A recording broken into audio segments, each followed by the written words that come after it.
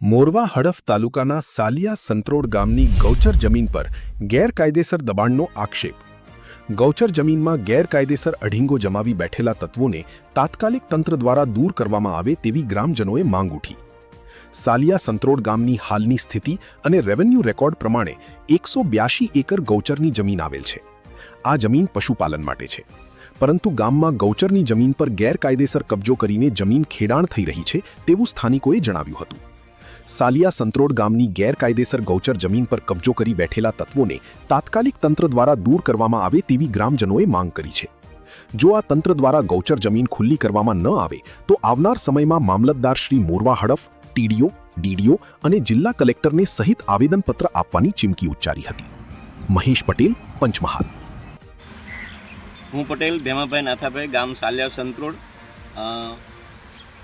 સંત્રોડ સાલિયાની અંદર લગભગ revenue record પર 182 એકર જમીન ગૌચરની આવેલી છે અને એ ગૌચરની અંદર ગામ લોકોએ એમના પોતાના વ્યક્તિગત સ્વાર્થ માટે ખેતી કરી અને અમુક ગૌચરની જમીન પર બાંધકામ કરીને પોતાનો વ્યક્તિગત સ્વાર્થ સાધવાનો પ્રયત્ન કરે છે.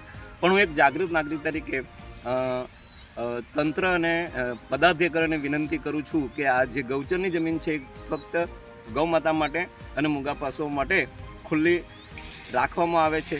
તેમ છતાં પણ અમુક લોકો એમની મનસ્વી રીતે આ ગૌચરની જમીન ઉપર દબાણ કરી અને ખેતી કરે છે અને પોતાનો માલિકોનો હક અને અધિકાર જમાવવા માટે ગામ લોકોને ગુમરાહ કરે છે.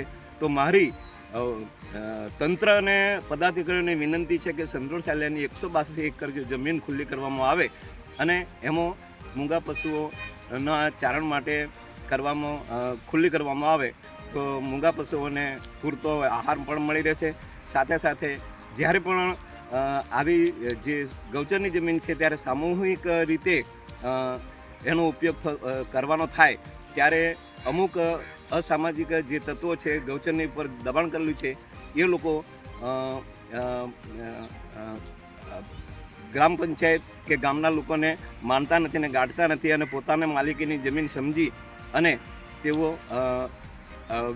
વિરોધ દર્શાવે છે.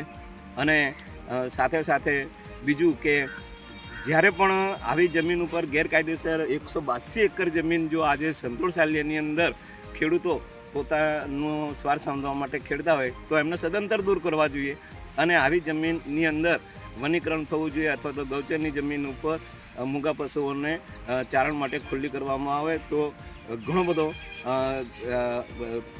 પશુઓને ગામ લોકોને લાભ થાય એવું છે.